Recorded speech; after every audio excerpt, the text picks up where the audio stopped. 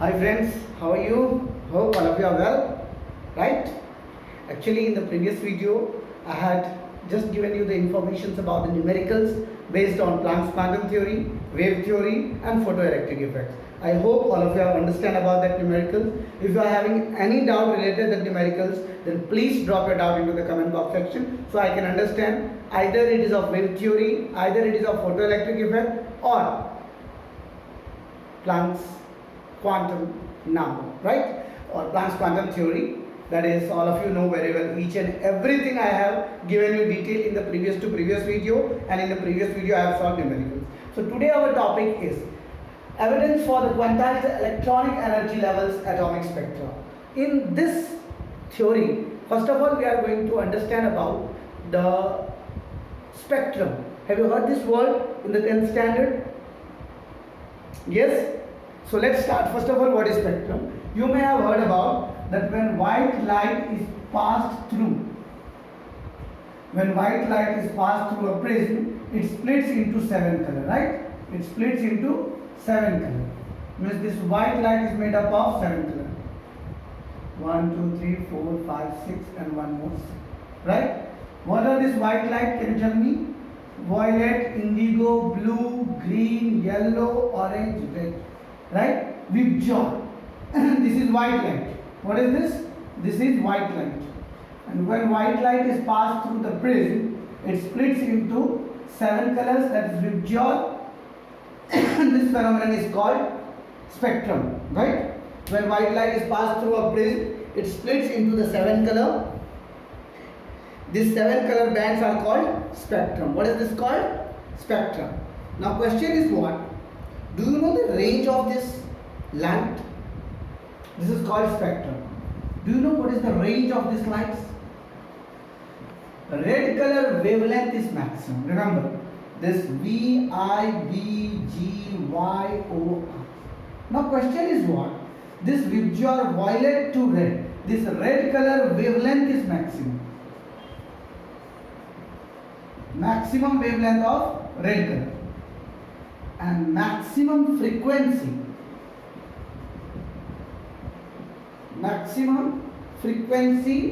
is of violet color. Now question is how you understand about these things, that it is maximum or minimum. So you may have heard about the electromagnetic radiations, right? In the wave theory I had explained to you about this electromagnetic radiation, how this wave was directly proportional to the energy. I have informed you that this intensity is directly proportional to wavelength. As the intensity increases, the wavelength increases. If you have not seen that video, then just go in my YouTube channel. Just open this YouTube channel, Sonu Kumar. In that you will go in the playlist. In the playlist, open the standard 11 chemistry. You will get all the videos. Structure of atom, 3rd or 4th video is that. So just click on that video and just see that video. In that I have described about how do intensity increases, how the temperature, different ranges T1 and T2, as we have given the temperature T1, what was the intensity and wavelength relation, as we have decreased the temperature, what was the temperature and intensity relation. Each and everything I had explained in that video. So if you have not seen, then go in that video and you just see. Now let's come to the point. Now I will ask you, what is the wavelength value of range? Means red color, what is the wavelength value? Can you tell me? This spectrum of light, we can see the ranges from violet, or you can say that's violet to red. Its ranges from 7.50 into 10 to the power 14 Hertz. 7.50 into 10 to the power 14 Hertz. The maximum frequency of violet is 7.50 into 10 to the power 14 Hertz. And the red color frequency is 4 into 10 to the power 14 Hertz. So here as I have written, this is continuous spectrum. Why I have said the continuous spectrum? Because this violet color merges into blue, blue into green, and so on, it finally reaches to the red. As the similar spectrum is produced when the rainbow is formed in the sky, right? Have you seen rainbow? Yeah. So as the rainbow is produced in the sky, remember that visible light is just a small portion of electromagnetic radiation. ये क्या एक छोटा सा part है electromagnetic radiation का. लेकिन जब electromagnetic radiation interacts with matter, atom and molecules. जब क्या होता है, ये एक छोटा सा पार्ट है जिस कारण से आपको यहाँ पर ये दिख जाता है कि ये 7 कलर्स के जो बैंड है, 7 कलर बैंड्स, ये आपको दिख जाता है क्योंकि एक छोटा सा ये पार्ट है। लेकिन जब हम इस लाइट को एटम्स, मॉलिक्यूल्स या फिर कोई भी मैटर के साथ अगर हम प्रोड्यूस, तो उसमें क्या होता है, ये एनर्जी या तो एब्जॉर्ब हो जाता है, नहीं तो इमिट करता है। With the matter, atoms and molecules may absorb energy and reach to a higher energy states. जैसे ही किसी atoms, molecules या matter से ये absorb होते हैं तो ये हायर एनर्जी लेवल में पहुंचे। जैसे ये हायर एनर्जी लेवल में पहुंचेंगे, इनका क्या होगा, स्टेट अनस्टेबल हो जाएगा। तो फिर वहां से रिटर्निंग के लिए, मतलब नॉर्मल स्टेट आने के लिए, लोअर एनर्जी स्टेट आने के लिए ये लोग क्या करते हैं, this atoms and molecules emit the radiation in various region of the electromagnetic spectrum. तो यहाँ पे तुम लोगों ने देखा कि एक प्रिज्म था, एक प्रिज्म से मैंने व्हाइट लाइट पास करवाया और यहाँ पर एक 7 कलर का बैंड्स बताया, ये स्पेक्ट्रम के नाम से जाना जाता है। इसकी फ्रीक्वेंसी की रेंज मैंने तुमको दिखा दी, ये बहुत ही छोटी रेंज है। लेकिन जब इलेक्ट्रोमैग्नेटिक रेडिएशन किसी एटम्स, मॉलिक्यूल्स या फिर कोई मैटर से टकराता है तो वहां पर एनर्जी एब्जॉर्ब कर लेता है और वो हायर एनर्जी स्टेट में चला जाता है। अब वो हायर एनर्जी स्टेट में चला तो गया, लेकिन वो जो रिटर्निंग आएगा, मतलब back to pavilion, lower energy state में, तो अब उसको एनर्जी इमिट करना पड़ेगा।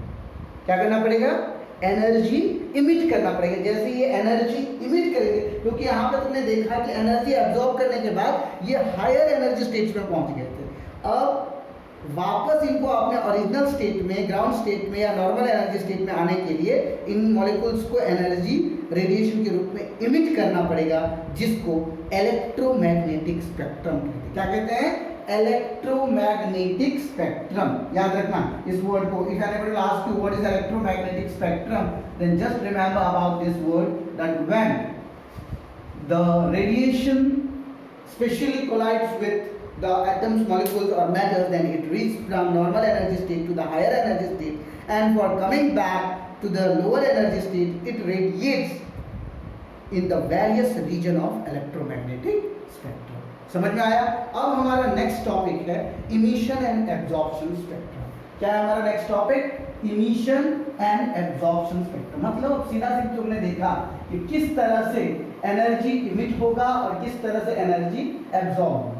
सब लोगों के पास एनसीईआरटी पीडीएफ होगा, राइट। जैसे ही तुम लोगों के पास एनसीईआरटी पीडीएफ है, उस एनसीईआरटी पीडीएफ में ये जो चैप्टर है हमारा एटॉमिक स्ट्रक्चर या स्ट्रक्चर ऑफ एटम, इसको तुम एक बार ध्यान से जरूर पढ़ना। एनसीईआरटी में आईआईटी लेवल तक का ज्ञान है। अगर हम पढ़े बढ़िया से तो हमारा एनसीईआरटी ही हमारे आईआईटी के लिए काफ़ी है। लेकिन अगर ध्यान से पढ़े तो क्या होता है, आजकल के बच्चे सिर्फ वही पढ़ते हैं जो उनको क्वेश्चन में पूछा जाता है। लेकिन ऐसा हमें नहीं करना है, हम लोगों को ध्यान से पढ़ना है और ये लॉकडाउन का पूरा फायदा उठाना है। जैसे देखो, कोई भी चीज़ को अगर समझना हो, सीखना हो, तो उसके लिए पहले इंटरेस्ट की जरूरत होती है। जब तक हमें इंटरेस्ट नहीं होगा तब तक हम उसके बारे में नहीं समझ। Got it. चलिए हम लोग स्टार्ट करते हैं इमिशन एंड एब्जॉर्प्शन स्पेक्ट्रा। तो सबसे पहले अगर मैं आपको पूछूं ये इमिशन और एब्जॉर्प्शन स्पेक्ट्रा है क्या। The spectrum of radiation emitted by a substance that has absorbed energy is called emission spectrum। कोई आपको पूछेगा what is emission? Emission EMISSION, right? Emission spectrum।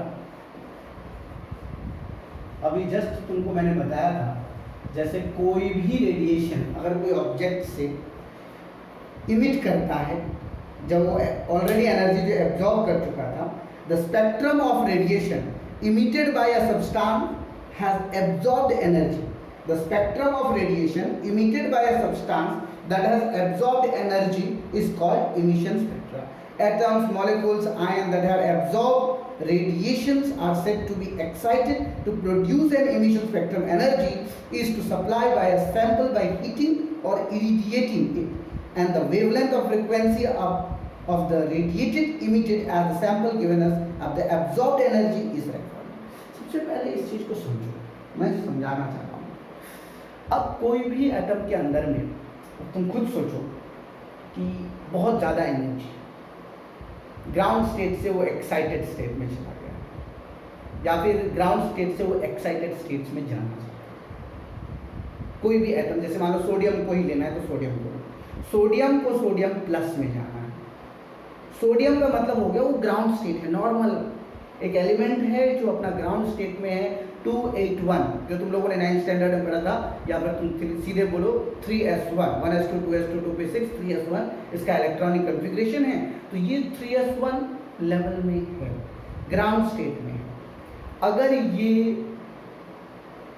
2p6 state में जाना चाहता है, स्टेबल होना चाहता है, तो इसके लिए इसको क्या करना पड़ेगा, एक इलेक्ट्रॉन इमिट करना पड़ेगा। तो इमिट जो करेगा तो भाई रेडिएशन चाहिए, कोई भी काम करने के लिए हमें एनर्जी चाहिए होती है। तो ठीक वैसे ही अगर किसी एलिमेंट से तुम इलेक्ट्रॉन निकालोगे तो उसको भी एनर्जी की जरूरत होती है, तो इमिट करता है। तो इस टाइप का जो एनर्जी होगा वो इमिशन एनर्जी, और उससे जो कलर मिलेंगे, जो 7 कलर का, जैसे तुमने देखा व्हाइट कलर से तुमको 7 कलर का बैंड्स मिला था, तो अब इमिट करने के लिए जो एनर्जी चाहिए वो कौन सा हो जाएगा, एनर्जी इमिशन एनर्जी, और उससे जो हमें कलर या प्रोडक्ट मिलेगा दैट इज इमिशन स्पेक्ट्रम। बात को समझने की कोशिश करो। अगर तुम्हें कोई पूछे व्हाट इज इमिशन स्पेक्ट्रम, तो सीधा सीधी एक लाइन में जवाब दे सकते हो तुम लोग, the spectrum of radiation emitted by a substance that has absorbed energy is called emission spectrum. बात समझ में आ गई?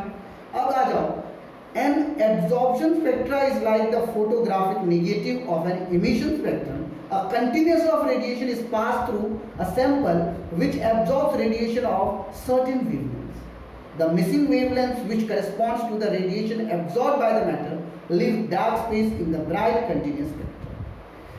एक चीज मैं तुम लोगों को बताना चाहता हूँ, तुम्हारे मम्मी पापा ने पुराने ज़माने में फोटो लिया होगा तो उसका निगेटिव होगा तुम लोगों के पास, राइट?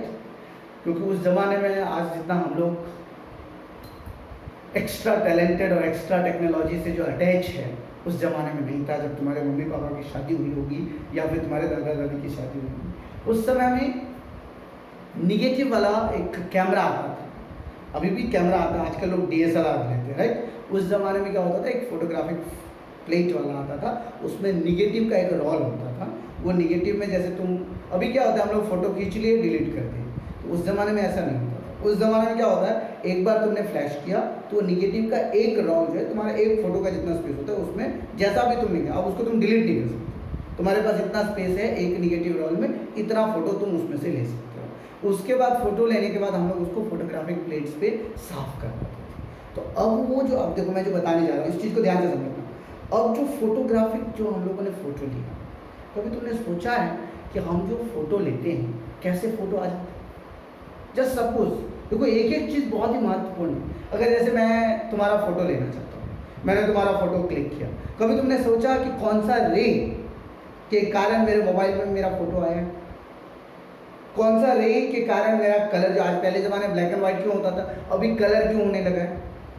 ये सारी चीज़ें केमिस्ट्री का एक ब्रांच होता है, स्पेक्ट्रोकेमिस्ट्री। जब तुम लोग किसी केमिस्ट में, अगर वैसे तो हमारा पूरा गुजरात रीजन जो है इंडस्ट्रियल रीजन है, स्पेशली मैं बात करूँ केमिस्ट की, तो केमिस्ट में ज़्यादातर जो लोग क्वालिटी कंट्रोल में होते हैं तो उनका एक, जैसे सब कुछ का मीटर होता है इंस्ट्रूमेंट मापने वाला, तो एक स्पेक्ट्रोमीटर होता है जिससे वेवलेंथ और अल्ट्रावायलेट रेज को ये जो जाते हैं, तो यूवी का एक मशीन आता है, तो ये स्पेक्ट्रोमीटर का एक स्पेक्ट्रोकेमिस्ट्री आता था, हम लोगों ने MSc में पढ़ा है स्पेक्ट्रोकेमिस्ट्री का।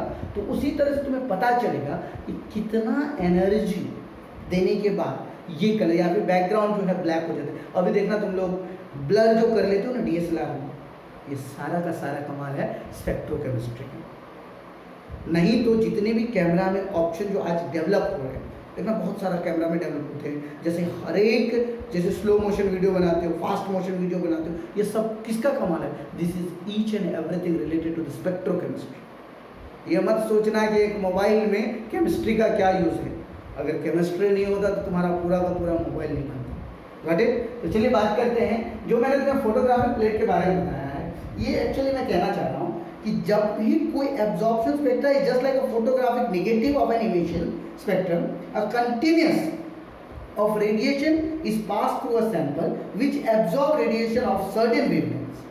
The missing wavelength which corresponds to the radiation absorbed by the matter dark spaces in the bright continuous spectrum. अभी जैसे मैंने आपको बताया कि जैसे हम लोग कोई भी फोटोग्राफ में या फोटो लेते हैं तो उसमें जहाँ पे जो डार्क हो जाता है, क्योंकि वहाँ पे वेवलेंथ उतना हमें कंटिन्यूसली ठीक से नहीं दिख पाता है, और हम लोग जो ब्लर करते हैं वो वेवलेंथ वहाँ पे नहीं। जैसे तुम लोग देखना आजकल जो फोटोग्राफी चाहते हैं तो हम लोग जिस फेस पे करते हैं वो फेस जो है हमें पूरा क्लियर दिखेगा और बैकग्राउंड जो है ब्लर हो जाता है, राइट। बहुत लोग ये फैसिलिटीज़ को यूज़ करते हैं कैमरा में। तो ये सारा चीज़ क्या है कि हम एक डॉट पर वेवलेंथ को स्पॉट करते हैं कि वो डॉट पर हमें वेवलेंथ क्लियर दिखना चाहिए, बाकी का जो है वेवलेंथ हमें क्लियर नहीं। हर एक लाइट के अंदर में जो तुम फ्लैश लाइट होता है तुम्हारा, राइट, डार्क मोड में अब सोच लो तुम्हारा घर अंधेरा है, फ्रंट में भी फ्लैश लाइट आने लगा है आजकल, बैक में भी फ्लैश लाइट आने लगा है, नहीं तो ब्राइटनेस फुल हो जाता है जिसके आगे में फ्लैश लाइट नहीं होता है, फिर उसका कैमरा जो है इजीली उसका पूरा फोटो आ जाता है।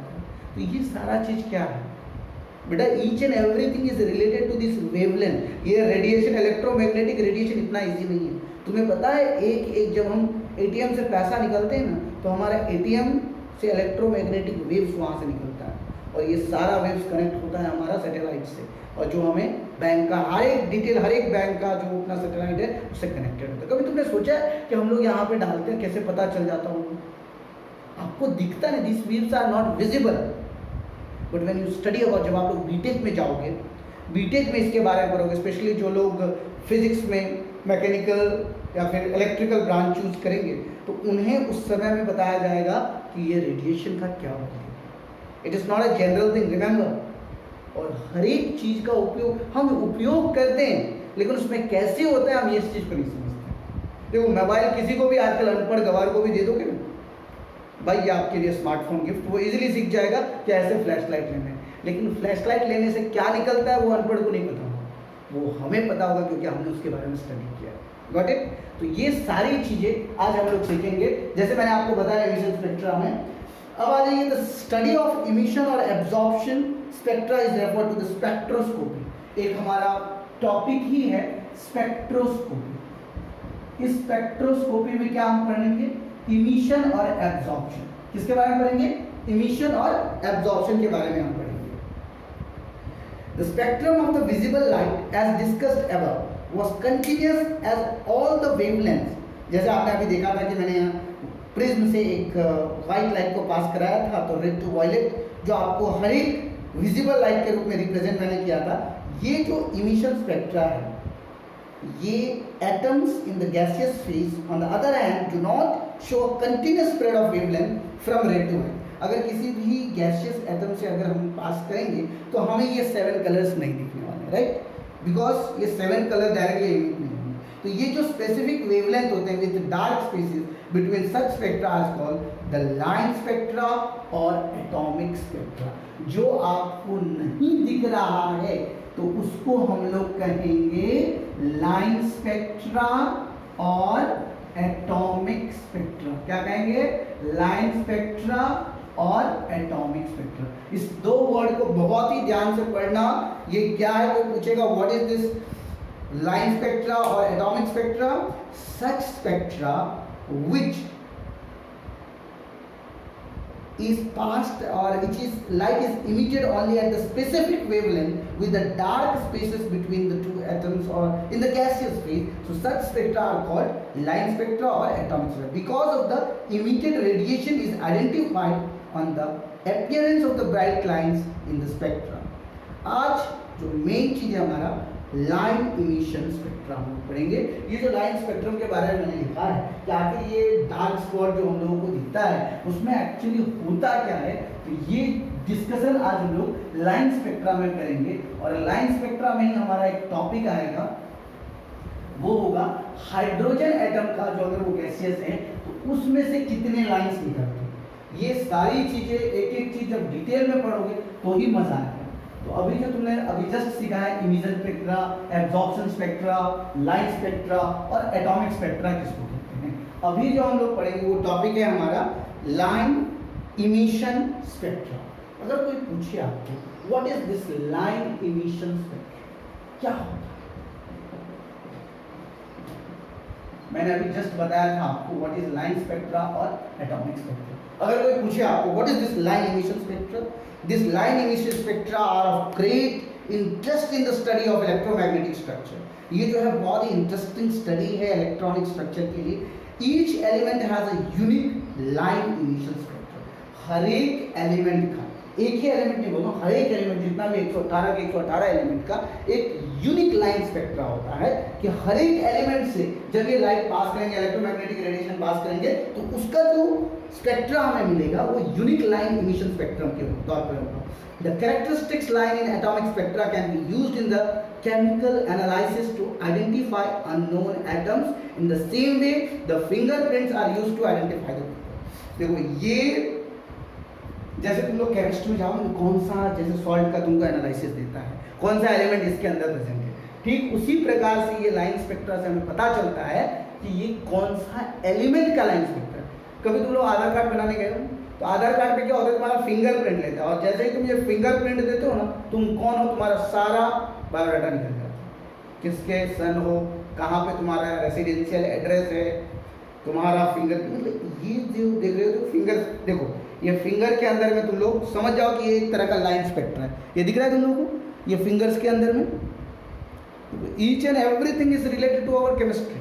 बस ये चीज़ को समझने आना चाहिए। अब एक एक अपने फिंगर्स को देखना, आजकल तो आदमी इतना सैनिटाइजर हैंड में लगाता है कि उसका फिंगरप्रिंट भी थोड़ा गड़बड़ होने लगा है। लेकिन जब तुम लोग स्पेशली KYC कराने जाते हो, नो योर कस्टमर, तो उस समय भी देखना कि कैसे हम लोग जैसे ये दबाते हैं कि हमारा डिटेल निकल जाता है आधार कार्ड में, स्पेशली जब करानी है। तो ये जो कैसे पता चल जाता है कि यही आदमी है, तो उसी तरह से अगर कोई भी अननोन एलिमेंट है या अननोन सैंपल है, वो क्विकली एस्टैब्लिश हो जाता है कि ये स्पेक्ट्रम इसी एलिमेंट का है। इस चीज को देने वाले जो हमारे साइंटिस्ट थे वो जर्मन के केमिस्ट थे, रॉबर्ट बंसेन। क्या नाम था उनका? Robert Bunsen. उन्होंने क्या किया, सबसे पहले एक इन्वेस्टिगेट किया, use line spectra to identify element. तो उन्होंने कुछ एलिमेंट्स लिए। कौन कौन से elements? Caesium, thallium, indium, gallium, ये सारे एलिमेंट्स को उन्होंने लिए। और ये एलिमेंट्स लेने के बाद जब ये सारे एलिमेंट्स डिस्कवर हो गए, तो इनका मिनरल जब उनको मिला था, तो उन्होंने एनालाइज किया स्पेक्ट्रोस्कोपिक मेथड से कि क्या ये एलिमेंट्स हैं। जब हीलियम का डिस्कवर्ड हुआ था, the element helium was discovered in the sun by spectroscopic method. ये हीलियम जो है ना, ये सन से उत्पत्ति हुआ है इस एलिमेंट्स का, और वो भी कौन से मेथड से? Spectroscopy method. कौन सा मेथड? स्पेक्ट्रोस्कोपी मेथड से ये हीलियम का जन्म हुआ। जब सन के अंदर, तुम लोग जानते हो ना, सन के अंदर का हाइड्रोजन और हीलियम, ये हाइड्रोजन हीलियम आपस में रिएक्शन करते हैं, तो ही हमें वो एनर्जी, वो रेडिएशन मिलता है। चलिए अब हम लोग पढ़ेंगे line spectrum of hydrogen. Hydrogen का कैसे लाइन स्पेक्ट्रम होगा। Okay, this is a very interesting things. After getting the knowledge of this all spectrum, you will be very much surprised and you will feel happy, oh today we have got this much valuable knowledge। तो कोई भी चीज़ सीखो ना तो मज़े के साथ सीखो। जब तक मज़े के साथ नहीं सीखोगे ना, कोई भी चीज़ अधूरा रह जाता है। और जब पूरा वीडियो देखते हो तो ही तुम्हें समझ में आएगा। ये सोचोगे कि सर ने थोड़ा इधर गप्पा मारना चालू किया, हम लोग अब देखना छोड़ दें। चलिए, बहुत बच्चे ऐसे करते हैं, मैंने जानता भी हूँ, 10 सेकंड देखा, 20 सेकंड देखा, 2-4 मिनट देखा और फिर छोड़ दिया, राइट। ऐसे करोगे तो देखो, अभी तो हम लोग ऑनलाइन क्लासेस हैं, क्या मेनलाइन क्लासेस में ऐसा होता है? जस्ट सपोज करो, क्या क्लास छोड़ करके चले जाओगे, 2 मिनट के बाद टीचर का मतलब नहीं आने, तो भाई डाउट है तो डाउट को कमेंट करो ना कि मुझे अच्छा नहीं लगा, क्या नहीं अच्छा लग रहा है, what you are facing, what doubts you are having, you have to represent your doubts. सीधे किसी भी काम को छोड़ देना, मुझे नहीं अच्छा लगा मैंने छोड़ दिया। एक बात बताओ, तुम्हारी मम्मी खाना बनाएगी और तुमको वो खाना अच्छा नहीं लगा, तुम छोड़ दोगे तो भूखे रहोगे ना भाई, you will be in loss. Your mama is not going to cook another food for you.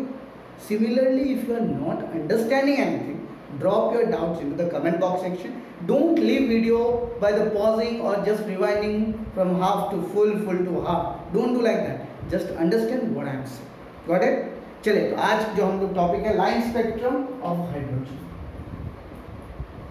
Line spectrum of ये बहुत ही इंपॉर्टेंट टॉपिक है। इस टॉपिक को सबसे पहले तुम सुनो मैं क्या कह रहा हूँ। और सुनने के बाद इसको समझने की कोशिश करें। When an electric discharge is passed through the gaseous hydrogen, then H2 molecules dissociate and the energetically excited hydrogen atoms emit electromagnetic radiation of discrete frequencies. The hydrogen spectrum consists of several series of lines named after their discoverers. Balmer shows in 1885 on the basis of experimental observation that if spectral lines are expressed in the terms of wave number, then the visible lines of hydrogen spectrum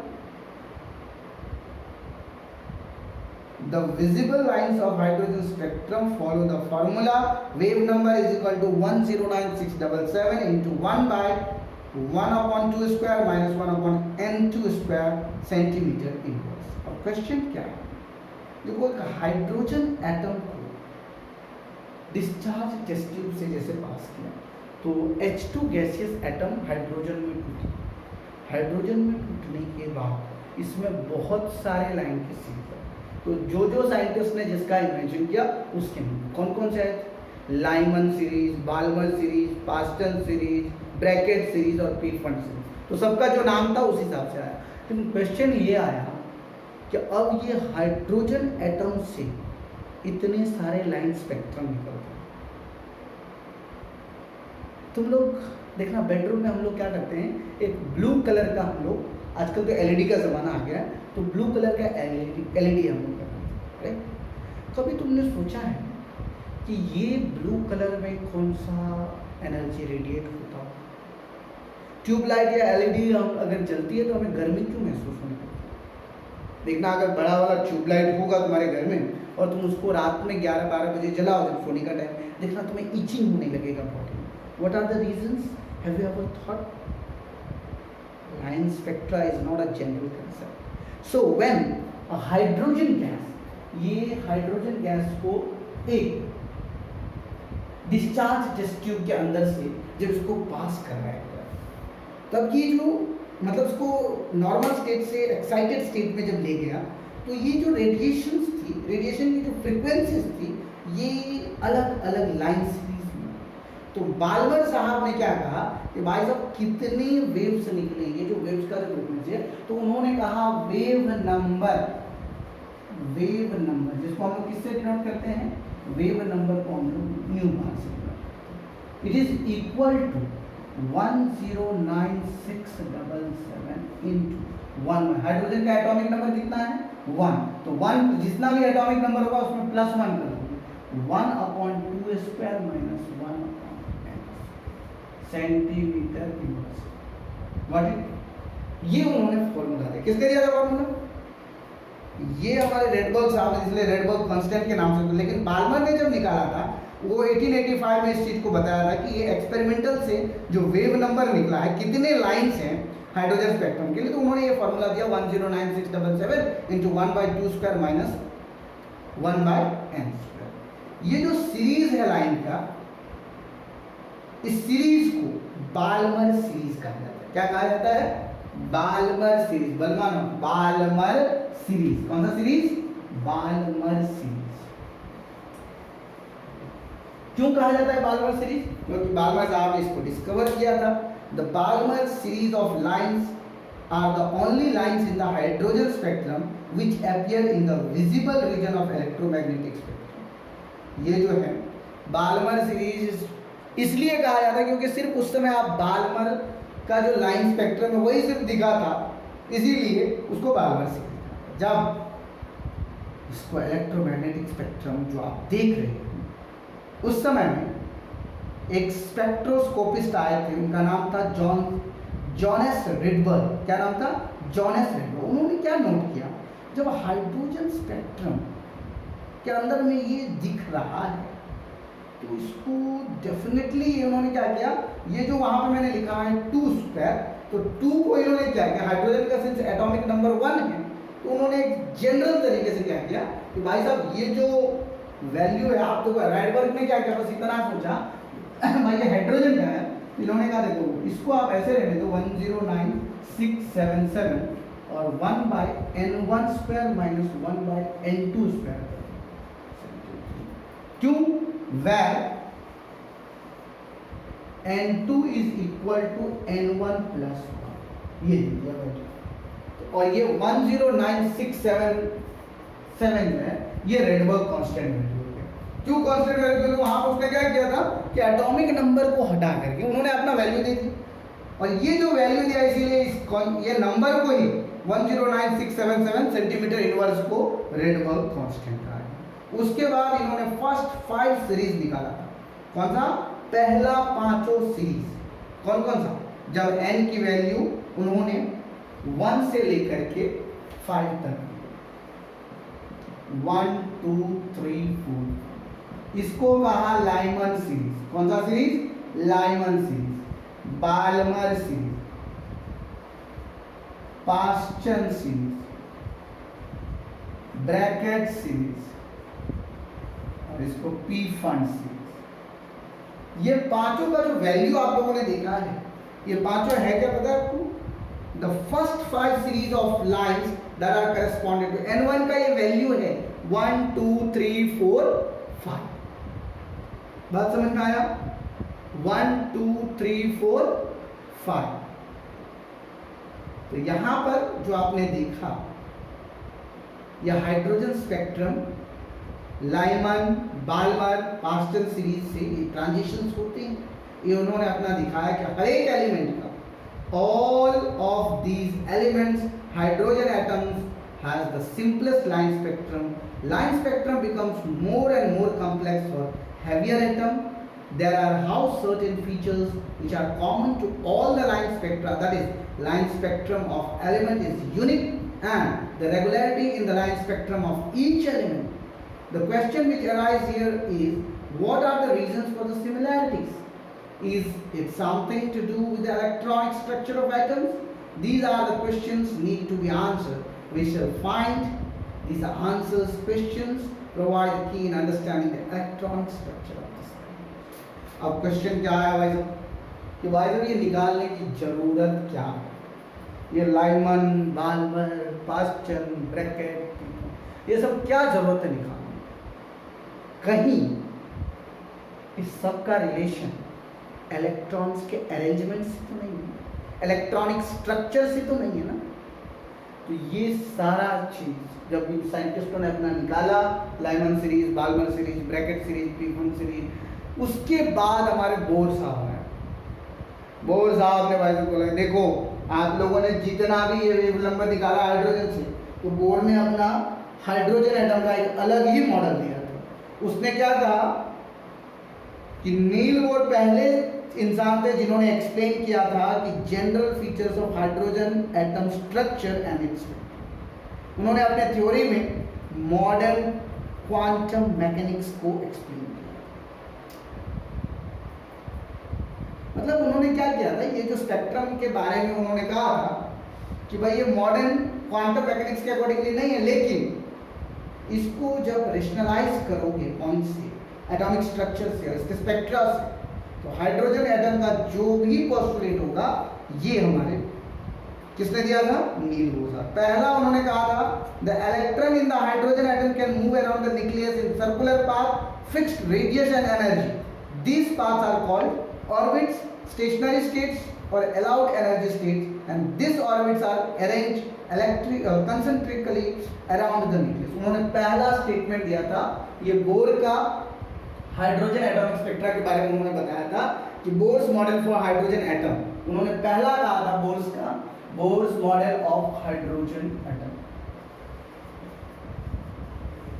सबसे पहले उन्होंने किसके बारे में बताया था? सबसे पहले उन्होंने बताया था ऑर्बिट्स के बारे में कि भाई इसके इर्द गिर्द में जहां पर ये इलेक्ट्रॉन घूम रहे हैं उसको क्या नाम दोगे आप? उसका नाम होगा ऑर्बिट। अब ये सारा कंसेप्ट निकलने के बाद बच्चों देखो तुम्हारे 11th स्टैंडर्ड में जितना तुमको पढ़ना चाहिए स्पेक्ट्रोस्कोपी के बारे में उतना मैं अभी बता रहा हूँ, लेकिन जब ये आगे आप लोग जाओगे, हायर स्टैंडर्ड में जाओगे, तो उस समय जब इसके बारे में आप स्टडी करोगे ना, तब आपको पता चलेगा कि नहीं कि बोर ने जो कहा था वो किस आधार पर है, राइट। क्योंकि यहाँ पे हर एक का अलग अलग कंसेप्ट है। तो पहला उन्होंने जानकारी दिया था ऑर्बिट्स का, कि भाई क्या है ऑर्बिट्स। ये चीज हमारे सबसे पहले बोर पोस्टुलेट जो आया था हाइड्रोजन का, उन्होंने पहले ही कहा था the electron in the hydrogen atom can move around the nucleus in a circular path और fixed energy fixed radius, this paths are called orbits.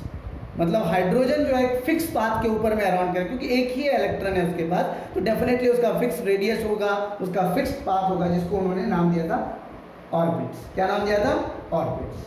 The stationary states और energy states, this orbits are arranged concentrically around this nucleus. मतलब जो भी orbits बनेंगे ये centre से related ही बनेंगे। दूसरा उन्होंने कहा था the energy of an electron in this orbit does not change with time, however the electron will move from lower stationary state to the higher stationary state when the required amount of energy is absorbed by the electron or energy is emitted by the electrons move the higher stationary state to the lower energy stationary state.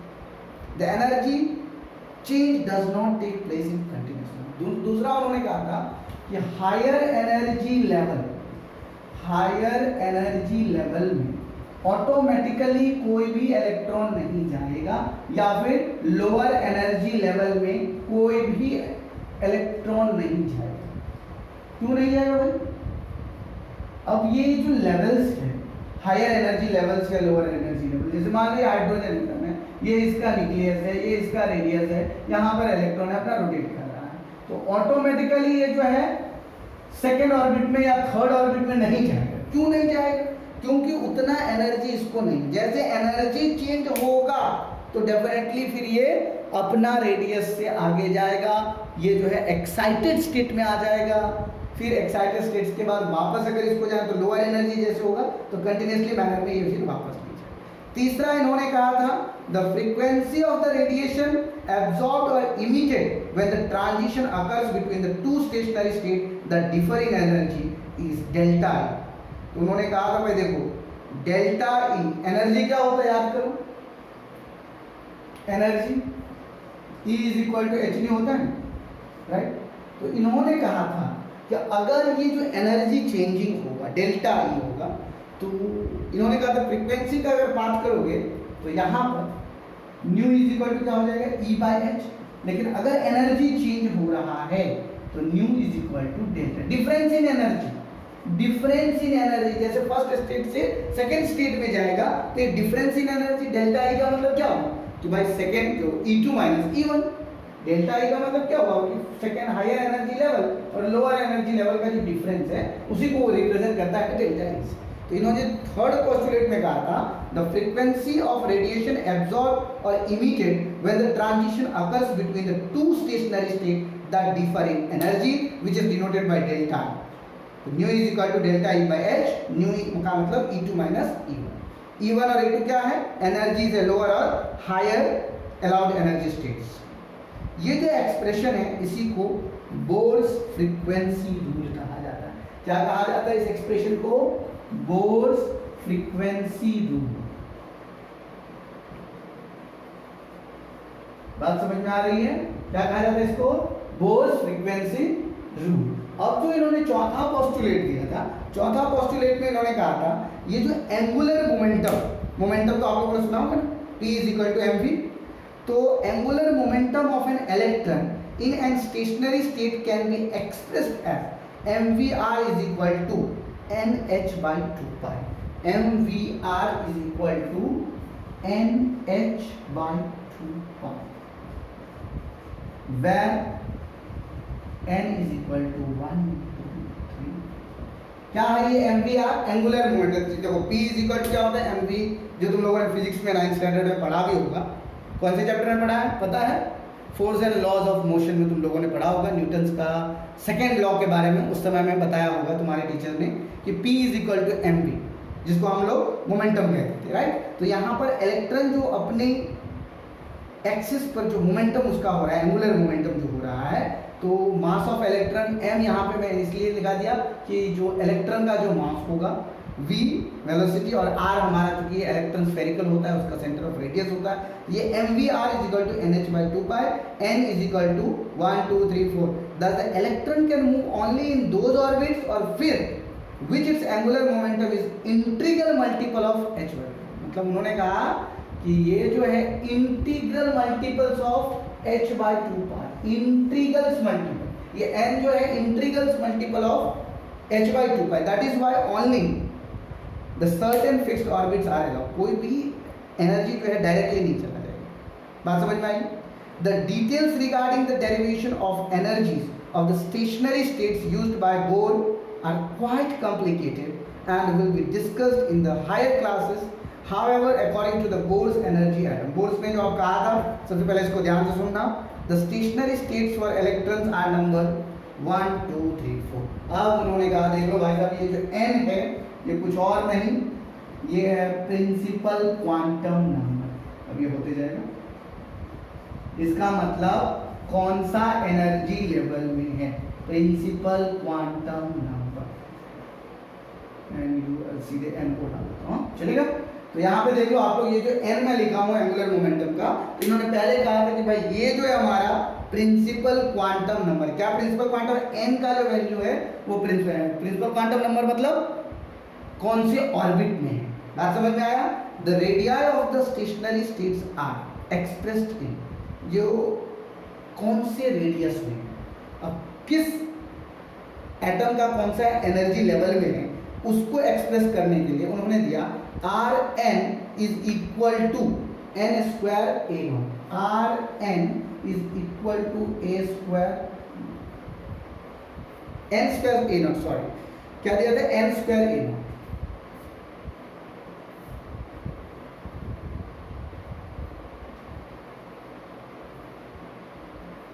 n square क्या है ये n square a not को पूछेगा तुमको।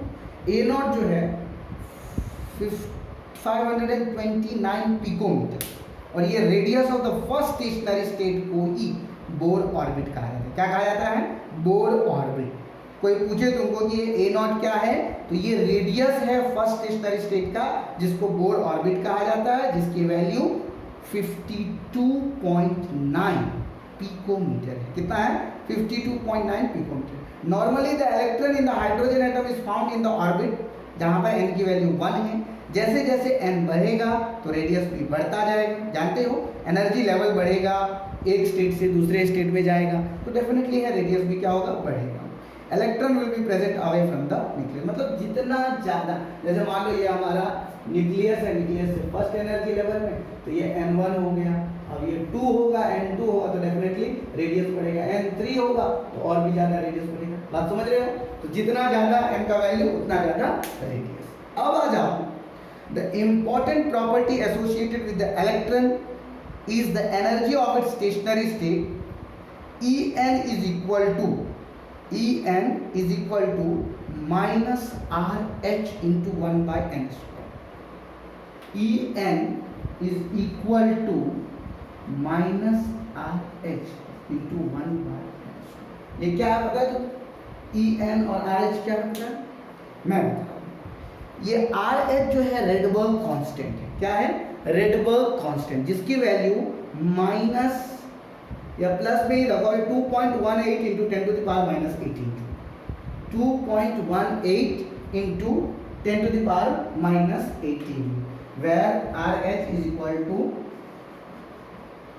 Rydberg constant. क्या बोलोगे इसको? Rydberg constant बोलो। कितना वैल्यू है इसका? ये रेडबर्ग कांस्टेंट का वैल्यू होता है 2.18 into 10⁻⁻18 joule. Rydberg constant 2.18 into 10⁻⁻18 joule. देखो इसका वैल्यू याद रखना रेडबर्ग कांस्टेंट का। कोई पूछे तुमको तो सीधा सीधी बोल देना 2.18 इंटू 10⁻⁻18 जूल।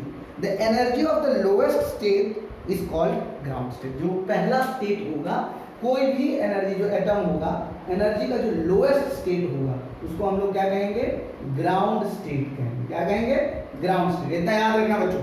ग्राउंड स्टेट कोई पूछे आपको तो लोएस्ट स्टेट जो होता है किसी भी एलिमेंट के एनर्जी का, तो वो ग्राउंड स्टेट होता है। E1, E2, E3, मतलब देख रहे हो वहाँ पे n जो है यहाँ पर जब n की वैल्यू 1 होगी तो वो ग्राउंड स्टेट में। अब E1 इसी तरह E2, E3, E4 अगर 1 होगा तो क्या होगा यहाँ पर, मतलब E1 इज इक्वल टू यहाँ पे 1 हो गया तो सीधा सीधी RH का वैल्यू जो है माइनस में आ जाएगा, तो E1 is equal to minus Rydberg constant हो जाएगा, राइट। उसी तरह E2 हो जाएगा 2 इंटू उतना हो जाएगा, E3 जो होगा 3 इंटू रेडबर्ग कांस्टेंट का वैल्यू और 1/3 स्क्वायर हो जाएगा।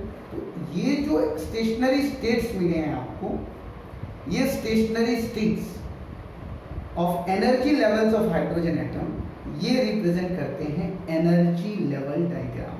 किसका रिप्रेजेंट करते हैं, energy level diagram. When the electron is free from the influence of nucleus, the energy is taken as 0 and the electron in the situation associated with the stationary state of principal quantum number, principal quantum number n जो है वो infinity and is called ionized hydrogen atom। जब ये n की value infinity हो जाएगी तो ionised hydrogen atom हो जाएगा, क्योंकि हाइड्रोजन क्या है, उसके पास एक ही इलेक्ट्रॉन है, वो एक ही एनर्जी स्टेट में जाएगा। लेकिन जब n की वैल्यू इंफिनिटी हो जाएगी तो वो हो जाएगा ionised hydrogen atom. When the electron is attracted by the nucleus, जब इलेक्ट्रॉन जो है न्यूक्लियस से अट्रैक्ट होता है तो वापस वह जिस ऑर्बिट में होता है and it is present in the nth orbit and the energy is emitted and its energy is lower, that is the reason for the presence of negative sign. ये जो वापस आते हैं यही रीजन है, वहां पे जो माइनस RH लिखा हुआ है यही रीजन है वो वापस जो आते हैं इस कारण। तो यहाँ पे आपने देखा कि आखिर वहां पे नेगेटिव सिंबल क्यों दिया जाता है, and it depicts the stability related to the reference state from 0 to infinity। यही है बेटा 0 to infinity, तुम लोगों ने मूवी भी देखा होगा, यही रीजन है कि कोई भी एनर्जी स्टेट ये 0 to infinity। Bohr's theory can also be applied to ions containing only one electron। अब जैसे जिसके पास 1 है, जैसे हीलियम है तो helium plus, lithium 2 plus, beryllium 3 plus, ये सबके पास एक इलेक्ट्रॉन बचेगा।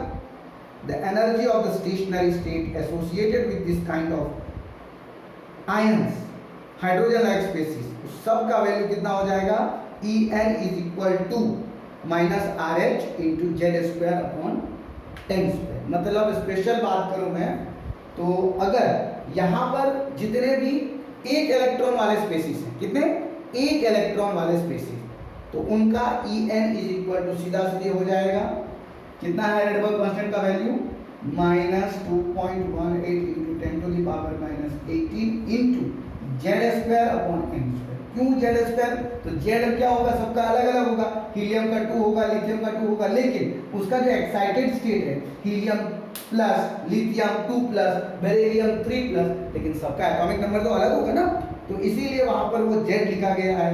और ये रेडियाई को एक्सप्रेशन करोगे, अगर यहाँ से तुम Rn का वैल्यू निकालोगे तो 52.9 into n square by Z. Rn is equal to 52.9 into n square by Z into n square by Z picometre. बात समझ में आया, n square by Z picometre. Z क्या है, एटॉमिक नंबर है जो हर एक एलिमेंट का अलग अलग होता है, हीलियम का 2, लिथियम का 3, बेरिलियम का 4, बोरॉन का 5, इस तरह से हर एक का अलग अलग होगा। इस इक्वेशन में जैसे आप वैल्यूज ऑफ एनर्जी देखोगे वो ज़्यादा होते जाएगा, negative and the radius become smaller, increase of Z, that means the electron will be tightly bound to the nucleus. अब जैसे जैसे तुम देखोगे नेगेटिव वैल्यू बढ़ते जाएगा तो इलेक्ट्रॉन उतना ज़्यादा जो है न्यूक्लियस से टाइटली बाउंड होगा। It is also possible to calculate the velocity of electrons moving in the orbits, although the precise equation is not given here, but quantitatively the magnitude of the velocity of electron increases with increase of positive charge of the nucleus and decreases with the increase of principal quantum।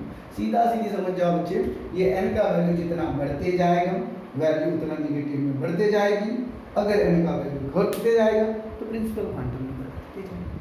आपको ये line spectrum, bourse का जो theory था, Bohr's model of hydrogen atom, इस दोनों को correlate करना है। जब भी आप कोई थ्योरी समझते हो तो उस थ्योरी को लिखो, उस थ्योरी को लिखने के बाद आपके अंदर में एक कंसेप्ट झांकेगा कि बोर ने क्या कहा था, लाइन स्पेक्ट्रम किसको कहते हैं, भाई साहब ये लाइन स्पेक्ट्रम देने वाले पाल्मर साहब ने पहले उनको विजिबल क्यों हुआ, फिर बाकी सीरीज विजिबल क्यों नहीं हुई, हाइड्रोजन किस तरह से 0 to इन्फिनिटी में जा सकता है। ये सारा कंसेप्ट जब आप पढ़ोगे टेक्स्ट बुक को समझ में आएगा। नहीं समझ में आए तो आप मुझे वो चीज़ कमेंट बॉक्स में डाउट लिख करके भेजिए ताकि मैं आपके डाउट को क्लियर कर सकूँ। आज के लिए बस इतना ही। आशा करता हूँ आप लोग समझे होंगे, अच्छा लगा होगा ये वीडियो। अगर आपको ये वीडियो अच्छा लगा तो लाइक और सब्सक्राइब करें, ना अच्छा लगा तो कमेंट ज़रूर करें कि सर मुझे ये चीज़ नहीं समझ। That's all for today. Thank you very much.